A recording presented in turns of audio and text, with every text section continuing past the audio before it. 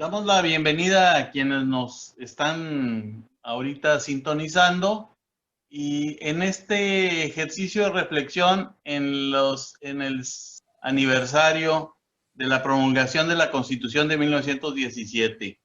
Esta mesa de reflexión se denomina Coahuilenses en el Constituyente de 1917 y agradecemos mucho la presencia de dos importantes y muy talentosos historiadores del estado de Coahuila, como son el maestro Lucas Martínez Sánchez, historiador, director del Archivo General del Estado, secretario del Colegio Coahuilense de Investigaciones Históricas y miembro de la Asociación de Cronistas e Historiadores de Coahuila. El maestro Lucas Martínez Sánchez es autor de un sinnúmero de obras sobre la historia, sobre todo regional. En verdad ha estado trabajando de forma muy profunda. Agradecemos también la presencia del licenciado Jorge Tirso Lechuga Cruz, licenciado en Historia por la Escuela de Ciencias Sociales de la Universidad Autónoma de Coahuila y es miembro de la Asociación de Cronistas e Historiadores de Coahuila y es autor de un libro muy importante, Coahuilenses en el Congreso Constituyente de 1917, que fue editado por el Instituto Nacional de Estudios Históricos de las Revoluciones Mexicanas y por el Gobierno del Estado a través de la Secretaría de Cultura. Agradecemos mucho, en verdad, esta participación, sobre todo por la calidad de los estudios que ustedes han realizado en el tema. Y vamos a, sin mayor preámbulo, vamos a darle entrada. Van a ser tres bloques, unos planteamientos, pequeños planteamientos, después una segunda sesión de planteamientos y por último una breve sesión ya de conclusiones. Iniciamos con el maestro Lucas Martínez Sánchez en este trabajo de la Mesa de Reflexión Coahuilenses en el Constituyente de 1917. Bienvenido, maestro. Gracias, por supuesto, estimado Carlos Flores, a la Secretaría de Cultura del Estado de Coahuila, por el espacio para poder compartir con motivo del 5 de febrero algunos comentarios, algunas reflexiones. Se ha hablado mucho de la figura de Carranza, del papel del primer jefe del ejército constitucionalista, del Plan de Guadalupe reformado en Veracruz, de su primitiva o primigenia alianza con Sonora, del papel de Carranza frente a las relaciones internacionales, de la operación, la estrategia, la discusión que se da en el constituyente del 16-17, con los detalles que el maestro Lechuga conoce y ha trabajado muy bien. De eso se ha hablado, se ha escrito bastante, hay gente especialista en el tema. Yo quiero voltear la mirada un tanto cuanto a ver el contexto coahuilense. Sé que nos verán y nos escucharán gentes en muchísimas partes, pero yo quiero voltear a Coahuila, o sea, un poco recorrer de manera muy rápida el contexto coahuilense previo al movimiento maderista y en el constitucionalismo. Coahuila como estado norteño tuvo peculiaridades, particularidades en el porfiriato, en cualquiera de sus etapas, sobre todo al final, con las sucesivas reelecciones de Díaz, muy especiales. Nosotros no podemos englobar, generalizar la reacción del movimiento maderista como un movimiento, en el caso de Coahuila, como un movimiento reivindicatorio de cuestiones sociales. El maderismo despertó en todo el país, particularmente en los núcleos urbanos de Coahuila, Saltillo, Parras, Torreón, la región central con Monclova, la región fronteriza con Piedras Negras, despertó. La chispa de la revolución se despierta por un interés de la sociedad urbana de una mayor participación y una efectividad en la participación en las elecciones. Eso es lo que movió al maderismo. Por eso aquello del sufragio efectivo, que también ha sido muy estudiado. Esto lo menciono porque cuando uno se enfoca, comenta el constituyente del 16-17, evidentemente pues están sus artículos emblemáticos la cuestión de la educación, la cuestión de la tierra, la propiedad de la nación, la cuestión laboral, y pareciera que desde el maderismo hay ese tipo de reivindicaciones, las hay, pero no en todas las regiones, no en todas las regiones. Terminó el comentario con algo muy sencillo pero ilustrativo. No fue lo mismo las relaciones patrón-obrero o patrón-trabajador en la parte central y norte de Coahuila, por ejemplo, en las haciendas, que lo que fue en el sureste o en la laguna. En la tienda de raya, el peón endeudado lo podemos encontrar, hay que decirlo así, sobre todo en la franja de la producción algodonera del sur del estado y muy al sur, en el caso del municipio de Saltillo. Hacia otras partes de Coahuila, la relación del dueño del rancho, del dueño de la hacienda con el peón fue muy distinto por muchos factores. ¿Por qué lo menciono? Porque todo ese contexto va a empujar en el maderismo a que se luche, a que se vaya a una guerra por buscar una mayor participación electoral. Fue como la primera chispa en Coahuila para ir a la revolución. Bien. Muy bien, maestro. Yo creo que ese encuadre de contextual sobre lo que fue lo que después devino en lo que es el constituyente 16-17, habla mucho también de la participación de coahuilenses, que a final de cuentas es el núcleo central del tema que tratamos. Si bien es cierto que el movimiento revolucionario en general, en su primera etapa, de la no reelección y la segunda del constitucionalismo, fueron coahuilenses los protagonistas, pero yo creo que lo más importante y yo creo que lo rico de esta charla es precisamente los otros coahuilenses que participaron y que contribuyeron en mucho a la Constitución, que es la que actualmente nos rige. Damos entrada al licenciado Jorge Tirso para que nos hable al respecto. Muchas gracias, Carlos. Gracias al maestro Lucas que me antecedió en la palabra.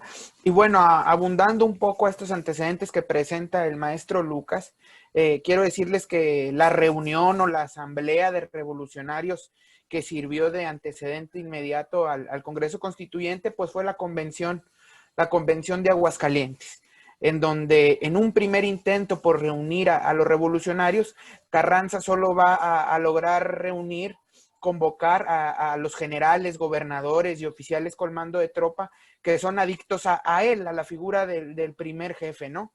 Esta primera reunión que se va a hacer los primeros 5 días de octubre de 1914 en la Ciudad de México y que después, bueno, se va a convertir en la Convención de Aguascalientes al emigrar a una ciudad más neutral y donde van a participar ahora sí miembros de las 3 facciones revolucionarias, los constitucionalistas, los villistas y los zapatistas. Había algún independiente, el exgobernador de Sonora, José María Maytorena, y pues bueno, en esta convención, en esta primera intento de reunión, va a estar marcada por una lucha de facciones entre villistas y carrancistas y carrancistas y zapatistas, que va a terminar, bueno, finalmente en el desconocimiento hacia el primer jefe como encargado de la presidencia de la República y como jefe del ejército constitucionalista, y a su vez un desconocimiento de Carranza a la convención y a los presidentes que había puesto, primero Eulalio Gutiérrez y después a Roque González, 2 coahuilenses. Carranza siente la necesidad de retomar el control del movimiento y bueno, desde Veracruz va a formar ahí el gobierno nuevamente y de ahí va a emprender una lucha no solo por el control armado, que era el que estaba buscando, sino también por el control político. Parte de ese control político, una vez que ya pudo él triunfar sobre la Convención de Aguascalientes y después de que pudo derrotar al villismo en las batallas de Celaya, y que se tiene que empezar a formar el gobierno ya de un movimiento triunfante como es el constitucionalismo, pues bueno, una de las primeras acciones de Carranza es la formación de un Congreso Constituyente. en la segunda mitad de 1916, específicamente el 14 de septiembre, Venustiano Carranza va a emitir el decreto por el cual convoca al pueblo a la formación de un Congreso Constituyente, marcado por una frase de Carranza, ¿no? En la que señala que no podían perder en el campo legislativo lo que habían ganado, perdón, en el campo de batalla. En ese sentido, así se formaría el Congreso Constituyente, que tenía ahí una cláusula que señalaba que no podrían participar en el Congreso alguna de las facciones que fue derrotada por el constitucionalismo, entiéndanse ahí huertistas, felicistas, villistas, zapatistas, etcétera, ¿no? A la semana después de haber emitido la convocatoria al Congreso Constituyente, va a emitir la convocatoria electoral para elegir a los diputados constituyentes y posteriormente se va a emitir la ley electoral que regiría el proceso para elegir a los diputados. Las elecciones del Congreso Constituyente se verificarían el 22 de octubre de 1916 y se utilizaría como base el censo de 1910 y la división territorial de 1913 en cada uno de los estados. El Congreso entraría en funciones el 1 de diciembre de 1916 y ellos mismos iban a calificar sus elecciones, es decir, no existía en ese momento una institución que sirviera para calificar las elecciones o para evaluar los procesos electorales, sino el seno del Congreso, o algo que se conoce como juntas preparatorias, iban a calificar sus propias elecciones. Los requisitos para ser diputado eran los que marcaba la Constitución de 1857, tener un modo honesto de vivir, no estar impedido judicialmente, no ser funcionario público o haberse separado cuando menos 3 meses antes de tu puesto para poder competir, etcétera. Y las juntas preparatorias, las juntas previas, en las que se calificarían esas elecciones y en la que se le daría forma al Congreso Constituyente, iniciarían el 20 de noviembre de ese mismo año. Coahuila, con base en el censo de 1910 y en la división territorial del 13, pues quedó dividida en 5 distritos. El primero de ellos tuvo como cabecera Saltillo y comprendía también a Ramos Arizpe y a Parras. El segundo tenía como cabecera Parras y comprendía también San Pedro de las Colonias y General Cepeda. El tercero, la cabecera era Torreón y también abarcaba Viesca, Matamoros y Sierra Mojada. El cuarto distrito, el más extenso en territorio, aunque no en población, era el distrito número 4, con cabecera en Monclova, y que incluía San Buenaventura, Nadadores, Abasolo Nuevo, Juárez, Progreso, Sabinas, San Juan de Sabinas, Cuatro Ciénegas, Ocampo, Sacramento, Musquis y Candela, y finalmente el distrito 5, con cabecera en Piedras Negras y que comprendía también a Zaragoza, Allende, Nava, Morelos, Gijedo, Rosales, Guerrero, Hidalgo y Jiménez. Así se dividía el estado en ese momento. Según el censo de población, Coahuila tenía 118,000, un poquito más de 118,000 posibles electores, es decir, la población de Coahuila en ese momento era de 392,062 habitantes, una cosa así. Y solo 118 podían votar, 118,000 podían votar. De esos 118,000, 28,000 estaban en el primer distrito, 19,000 en el segundo, 23,000 en el tercero, 39,000 en el cuarto y 15,000 en el quinto distrito electoral. Así se dividía un poco, y el abstencionismo en la elección va a ser muy alto por muchas cuestiones, principalmente una de ellas sería el corto proceso que hubo para preparar la elección, es decir, hubo un mes para poder preparar la elección, un mes de campañas más, y realmente con eso se hizo el proceso. Bien. Bien, muchas gracias. Entramos al segundo bloque, Lucas, para continuar con la exposición del contexto. Sí, yo pareciera que vamos en momentos distintos, pero el maestro Lechuga se ha especializado en el grupo de diputados que representaron a Coahuila. y eso es muy interesante, el proceso técnico electoral. Yo voy al paso, un poco contextualizando, es lo que ha querido ser mi aportación. ¿Por qué llega ese grupo allá? En el maderismo hay alianzas. En el maderismo, Carranza, que es un reyista, que es un político hecho de pe a pa, va a congeniar, va a tener que llegar a un acuerdo, no sé si lo quería o no, con el grupo de Madero, que tienen la idea, el idealismo, el voto, el sufragio efectivo, etcétera. Carranza es más pragmático, es su candidato en 1909, va a participar de la revolución maderista en el 10, va a estar en Ciudad Juárez, no hay espacio vacío en política. Carranza va a estar en Ciudad Juárez, cerca, en el propio gabinete de Madero, cerca de Madero, en la operación política de Madero. Viene Carranza de gobernador revolucionario, el Congreso no lo acepta, no lo quiere aceptar.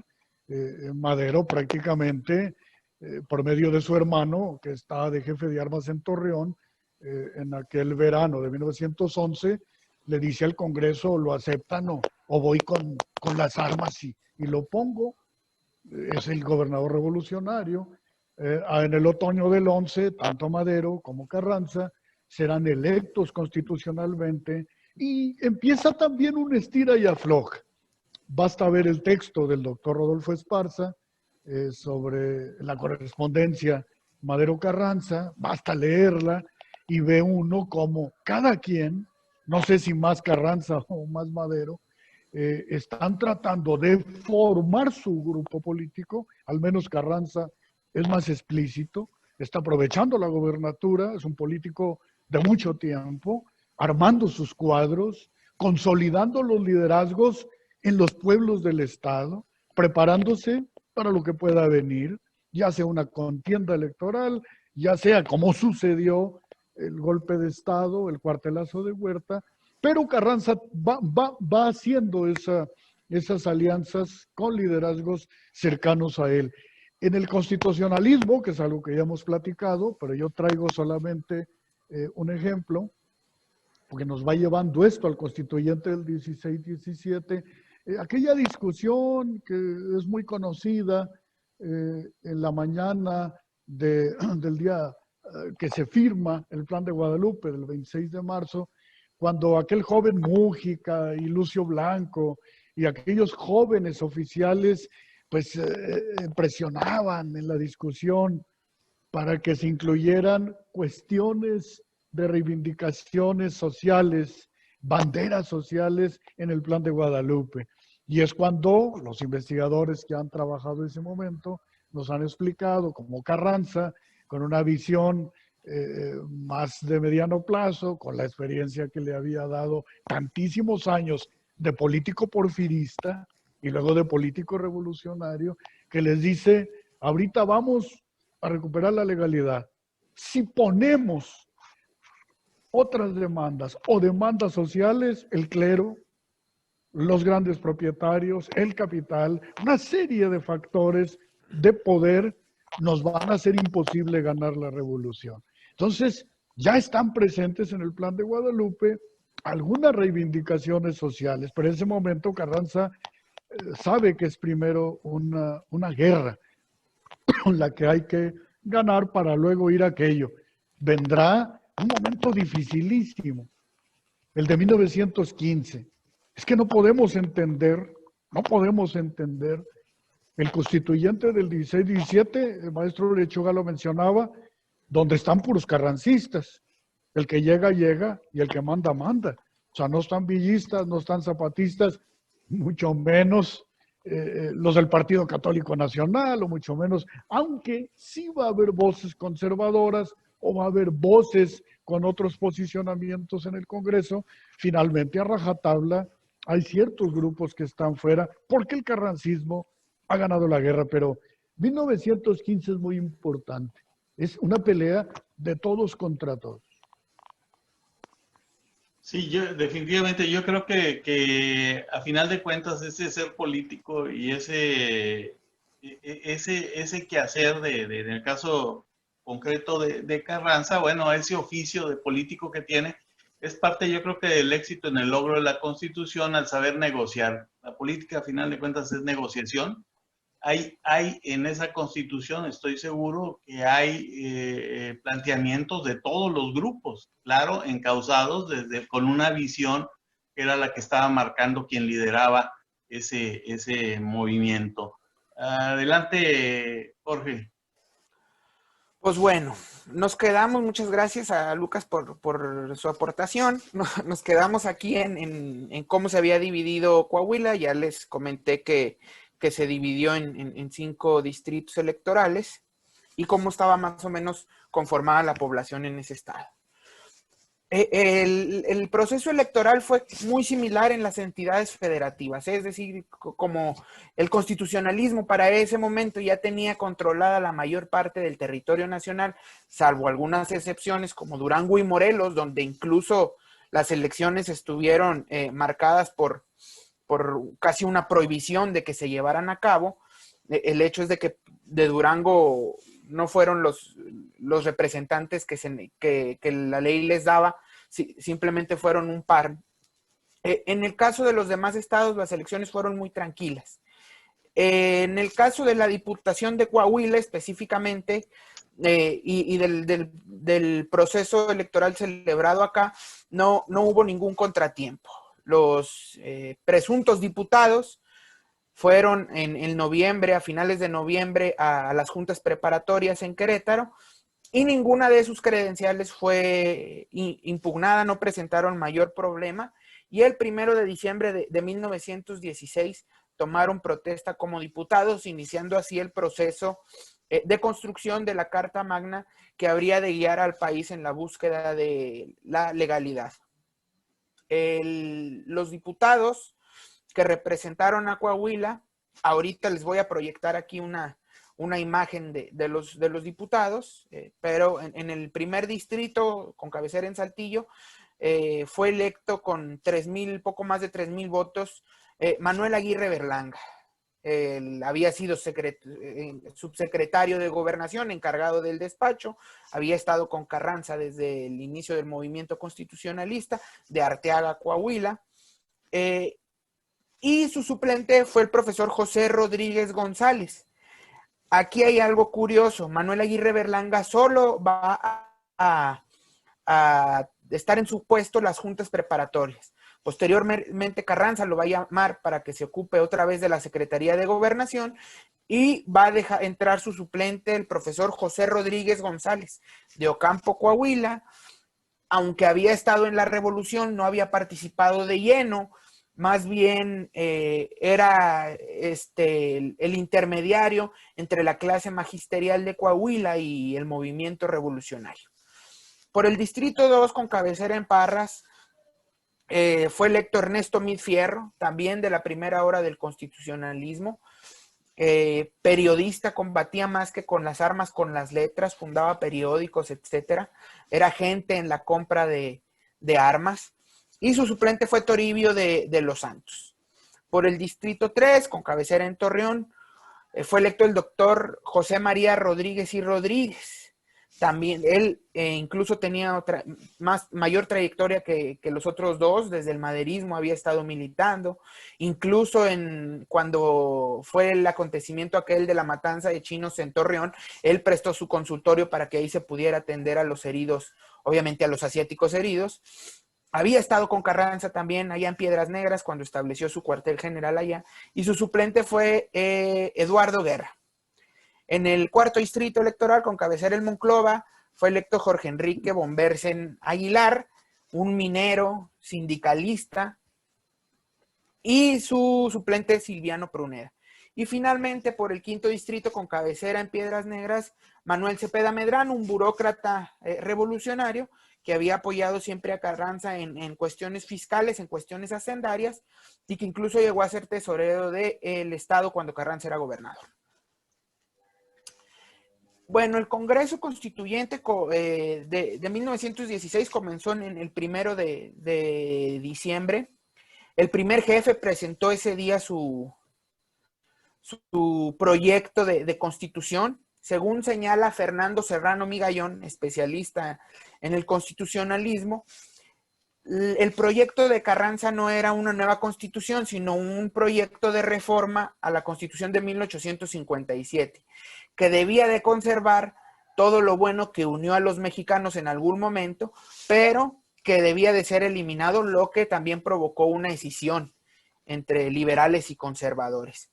Sin embargo, según señala Luis Barrón, hay características o hay artículos esenciales que hacen que los constituyentes, en vez de que sea una reforma a la Constitución de 57, la hagan una nueva constitución.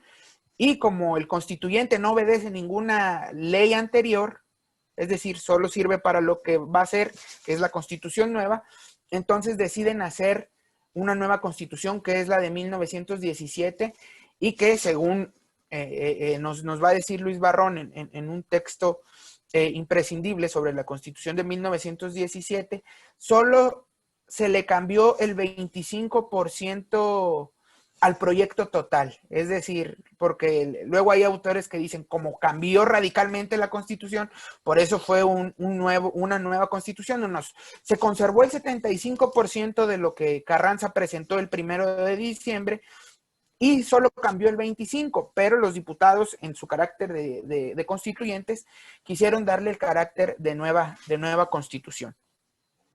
La participación de estos coahuilenses que ya les mencioné fue importantísima. Cada uno participó obviamente en los debates en los que eran expertos en el tema.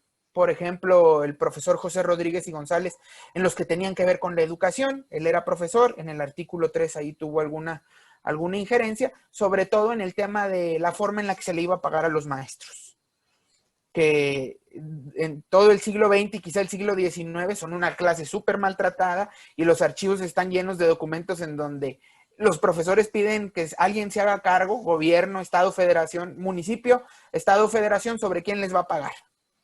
Ernesto Midfierro es el que menos tiene participaciones, porque él fue electo secretario de la mesa directiva, entonces no tiene ni una, no va a hablar ninguna vez.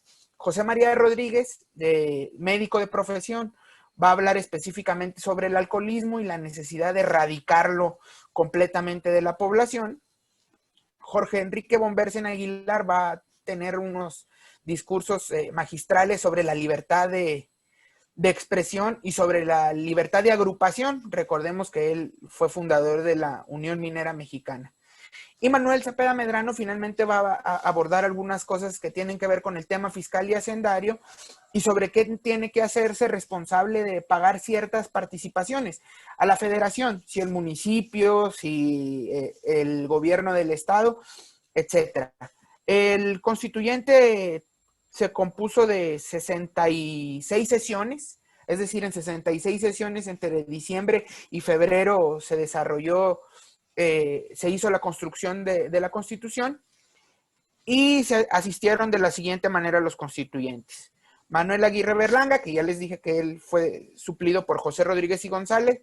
González asistió a 58 sesiones, Ernesto Midfierro a 52, José María Rodríguez a 51, Bombersen a 47 y Manuel Cepeda Medrano a 58.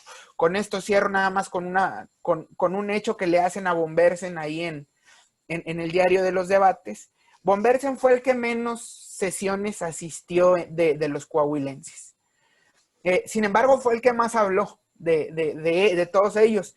Incluso le van a recriminar los constituyentes de otros estados, y pues traía una pistola en la cintura, entonces ¿quién se la podía hacer ahí de emoción?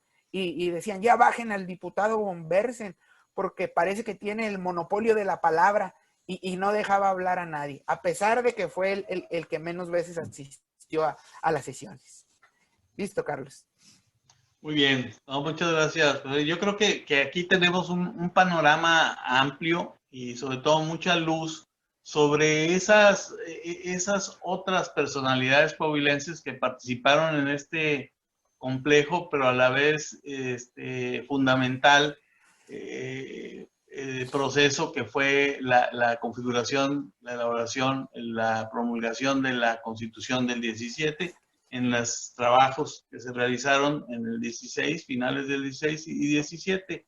Yo creo que eso nos da muchas luces. Hay mucho tema para tratar. Quizás sea pertinente después hacer a lo mejor alguna mesa donde se exponga con mayor detalle las participaciones ya muy puntuales de cada uno de los constituyentes coahuilenses, y darnos esa luz y cuál fue su aportación real a la ley a la constitución que nos rige actualmente. Vamos a entrar en el tercer bloque. Ya nada más son conclusiones. Tienen totalmente libertad de palabra para decirnos, en base a esto que ahorita escuchamos, cuál consideran ustedes sea un colofón a esta reflexión que hemos realizado. Adelante, Lucas. Sí, yo cierro esta contextualización breve, si ustedes quieren, que he tratado de hacer de la composición política previa al constituyente de 1916 y 17, en el caso de Coahuila, donde estamos nosotros. Es muy importante siquiera imaginar, pensar. 1915, de enero a septiembre, Coahuila tiene gobernadores villistas. O sea, durante más de la mitad del año, Coahuila está en manos de los villistas. El padre fue con Carranza, el hijo fue con los villistas, el hermano con Carranza, el otro hermano con los villistas. Hubo división inclusive en las familias. Es hasta ya la segunda mitad de 1915 cuando el carrancismo logra derrotar en el Bajío a los villistas y repercute acá en Coahuila, donde se toma el control. Va a ser gobernador interino, es algo fundamental, Gustavo Espinosa Mireles, aquel joven abogado, secretario de Carranza. Y voy bordando estos datos porque son los que nos van a llevar a la representación coahuilense en la Constitución del 17. El 16, hay un momento de elecciones. En el caso de Coahuila, en el que los grupos se van a diferenciar muy bien. Previo al constituyente, el grupo de Carranza, que representa a Gustavo Espinosa Mireles y una serie de liderazgos en el Estado, van a tener rivales enfrente de sus mismos correligionarios, de quienes habían luchado con ellos en la guerra apenas 1 o 2 años antes, Francisco Cos Ramos, Eulalio Gutiérrez, en buena medida, con la figura de Luis Gutiérrez al frente, van también a tener candidaturas frente a la candidatura a gobernador de Gustavo Espinosa Mireles, que finalmente les gana las elecciones. Y ahí podemos estar de acuerdo o no, pero pues con el apoyo de Carranza, con toda la figura de Carranza, con el aparato o como se diga, saca adelante la gubernatura de Espinosa Mireles, y hay un grupo fundamental, sobre todo del sureste, muy importante, liderado por Luis Gutiérrez, Pancho Cos, que bueno, pues van a quedar fuera de la escena política, al grado de levantarse en armas y tenerse que ir al extranjero. ¿Quién va entonces, como decía el maestro Lechuga, las elecciones de los diputados que van al constituyente? Von Bersen lo mencionaba, que es un personaje singular, creo que es el que más conozco yo, era el diputado allá por Monclova y la Carbonífera. No, usted era un periodista, además de minero, y no, usted era un periodista, un tipo inteligente.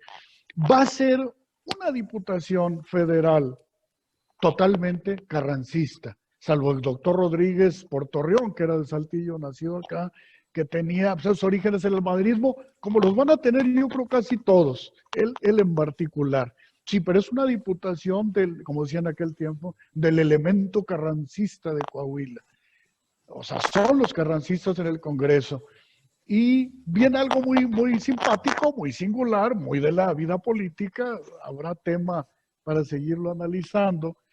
El 20, cuando Carranza es asesinado, el año pasado recordábamos ese acontecimiento, el 20, cuando lo matan, cuando lo asesinan, ya está Luis Gutiérrez, ya está Porfirio Cadena, ya está Antonio Villarreal, ya están Antonio Villarreal de Nuevo León, por aquí estuvo, están los que perdieron la elección frente a Espinosa Mireles, ya están en la Plaza de Armas de Saltillo, firmando un acta, reconociendo el plan de Agua Prieta y siendo Porfirio Cadena de manera muy breve y luego Luis Gutiérrez el gobernador del estado. Entonces, aquellos diputados que van al constituyente del 16-17, carrancistas completamente, luego también sus biografías van a irse ayornando, ¿no? Porque cambió no el rumbo político, sino el grupo político del país. Entonces, esto que el maestro Lechuga nos va hablando del constituyente en Querétaro, yo quise un poco ir de manera paralela compartiéndoles a abuela pluma el ambiente político que se va construyendo en Coahuila. Porque al morir Carranza, aquel 20 de mayo, a unas horas después, días después, momentos después, nace en Coahuila un nuevo grupo político que luego va a conocerse como el peretrevillismo y es un grupo de una permanencia, de una cohesión política fundamental. Si quienes nos ven, nos escucha, conoce la historia de Coahuila, le gusta la historia de Coahuila y me pudiera hacer una pregunta o nos pudiéramos hacer una pregunta muy sencilla de todo este proceso político desde Carranza, maestros nuestros alcanzaron a conocer a alguien que podía representar la construcción del grupo político que nació a partir de todo eso. Quienes conocieron al maestro don Federico Berrueto Ramón, bueno, pues él es una de las expresiones más acabadas de la caída de Carranza después del constituyente, su muerte, la emergencia de un grupo político nuevo y el peretrevillismo de largo aliento del cual fue parte don Federico Berrueto. Entonces, pues esa es la historia de Coahuila, unida a aquel momento, hoy la unimos, la hicimos unir a aquel momento del constituyente de noviembre del 16 a febrero del 17, que fue cuando se juró la constitución que hoy nos rige. Muy bien, maestro. Jorge. Bueno, pues hay algo muy importante que dijiste, Carlos, y es la historia de esos otros, además de Carranza. Ya hablamos de los coahuilenses que representaron de los constituyentes que mandó Coahuila. Sin embargo, hubo coahuilenses, otros revolucionarios conocidos acá en el estado, que representaron a otros estados. Y me dirán, ¿y cómo fue eso posible? Si ellos eran de Coahuila, ¿qué va a andar haciendo uno de Coahuila en Puebla o en Jalisco o incluso en Nuevo León? Bueno, la convocatoria electoral y la ley electoral tenían también un apartado en el que decía que aquella persona que durante la decena trágica o el cuartelazo estuviera viviendo, estuviera en servicio, en comisión, en alguna entidad que no fuera la suya, se iba a considerar como vecino de ese lugar. Entonces ese artículo les daba la facultad o les daba ahí la posibilidad de poder inscribirse o ser postulados como candidatos por otros distritos de entidades diferentes. Y así fue como Coahuila logró tener mayor presencia en el Congreso Constituyente. Mandó 6 diputados Coahuila de 200. Es decir, y por otros estados logró mandar 9 más. Por Colima, el único distrito de Colima, es decir, el único diputado que fue de Colima era nacido aquí en Saltillo, Francisco Ramírez Villarreal. Por el distrito número 16 de Chapala, Jalisco, Joaquín Aguirre Berlanga, hermano de Manuel. Por el distrito número 1, cabecera Monterrey, Nuevo León, Manuel Amaya de Candela, Coahuila. Por el distrito número 11 de Tecamachalco, Puebla, Luis T. Navarro Garza, que nació en el norte del estado. Por el distrito 8, con cabecera El Nieve, Zacatecas, Juan Aguirre Escobar, de General Cepeda. Por el distrito número 5, el Marabatío, Michoacán, Gabriel R. Cervera, de Guerrero, Coahuila. Por el distrito número 9 de Ixtlahuaca, Estado de México, Jesús Fuentes Dávila, saltillense. El distrito número 3 de Santa María del Río, San Luis Potosí, Rafael Cepeda de la Fuente, que había sido gobernador de San Luis de Arteaga, Coahuila. Y finalmente por el 10º distrito de Celaya, Guanajuato, Enrique Colunga Mí de Matamoros, Coahuila. Y aquí hay dos casos muy simbólicos de estos otros 9 diputados que representaron a otros estados, pero que habían nacido en Coahuila. El caso de Jesús Fuentes Dávila, él toma protesta como diputado, sin embargo va a enfermar y él manda una carta al constituyente y dice, yo ya no puedo ir al constituyente, manden a hablar a mi suplente. El suplente de él también, exmaderista, después constitucionalista, de esos de hueso colorado, profesor Gabriel Calzada, que es de la 22 legislatura, aquella que desconoció a Huerta, nada más que en el camino de donde estaba acantonado Gabriel Calzada, que era el Estado de México, a Querétaro, lo matan. Y entonces se queda sin representación el Distrito 11, porque Jesús Fuentes Dávila ya no va. Y finalmente el profesor Rafael Cepeda de la Fuente, que él era el titular por el distrito de Santa María del Río en San Luis Potosí, él se ve impedido a poder asistir al constituyente y va a entrar su suplente, que es Rafael Curiel. Y él es el que firma la constitución. También hay un caso muy, si lo quieren llamar ustedes, muy particular, muy chispa, muy botana, de el caso en una discusión que hay entre el profesor José Rodríguez González, que era el suplente, y de Manuel Cepeda Medrano, que era el titular del distrito número 1. Entonces ahí se pelean ellos por ver quién firma la constitución. A pesar de que Manuel... Aguirre Berlanga. Sí, a pesar de que Manuel Aguirre Berlanga era secretario de Gobernación y él la iba a firmar, él la firma también como constituyente. Y se enoja el profesor Rodríguez González y le dice, ¿por qué si yo vine? Usted no vino a ninguna sesión, vino a las preparatorias, incluso las dirigió. Esto nos debe de llevar, esta remembranza, si quieren llamarle así, porque fue muy general.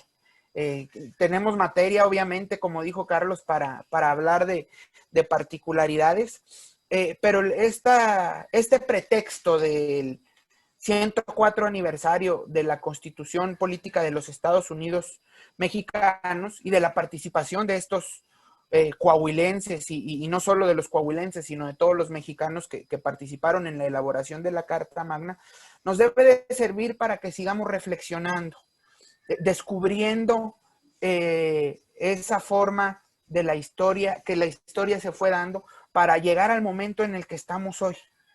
Nos debe de ayudar a reflexionar ciertos momentos que incluso podemos tener en las sombras, como fue el caso de la participación de los constituyentes de Coahuila durante mucho tiempo, que solo teníamos mitos. Yo recuerdo algo que decía el finado Álvaro Canales, que cuando mencionaba al profesor José Rodríguez González, decía, pues la única vez que subió fue para preguntar, ¿y cuándo nos pagan las dietas? Que era el sueldo, y no, ya después... Bueno, motivados por eso que nos decía Álvaro, bueno, descubrimos toda una gran participación del profesor Rodríguez González. De igual manera, esta conmemoración nos debe de servir para preguntarnos ¿y qué pasó después en los estados, en el país, de que entró en vigor la Constitución?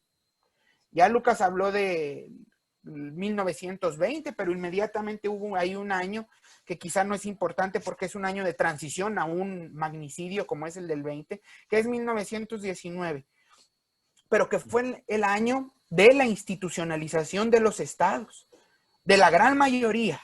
Hubo ahí algunas excepciones, pero después de la promulgación de la Constitución Federal, bueno, los estados tuvieron que armonizar las elecciones, las constituciones de sus estados y empezar a trabajar en procesos electorales que, híjole, despertaban, como dice José Luis García Valero, las más bajas pasiones de los hombres por busca del talismán del poder.